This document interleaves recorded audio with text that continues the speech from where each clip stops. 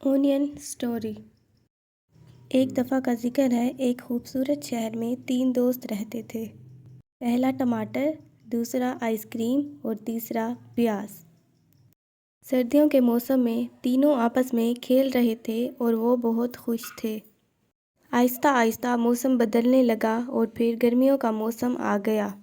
گرمیوں کا موسم جیسے کہ گرم ہوتا ہے، آئس کریم کو اس بارے میں نہیں پتہ تھا اور وہ دوستوں کے ساتھ کھیلنے کے لیے گھر سے باہر نکل گیا۔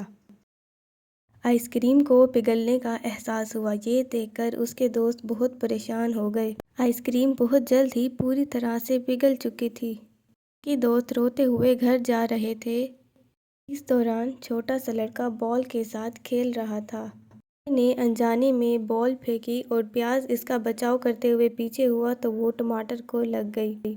اس رات پیاز اپنے دوستوں کے بارے میں سوچ کر بہت دکھی تھا۔ اس نے آسمان کو دیکھ کر کہا کہ میرے دوست میرے ساتھ نہیں ہیں اور رونے والا میرے ساتھ کوئی بھی نہیں ہے۔ اس نے آسمان سے ایک روشنی کو آتے ہوئے دیکھا جس سے آواز آئی کہ کل کو اگر تمہارے ساتھ کچھ ہوتا ہے تو تمہارے ساتھ رونے والے بہت سے لوگ ہوں گے۔ نتیجہ: ہمیں ہر چھوٹی بات کی شکایت نہیں کرنی چاہیے۔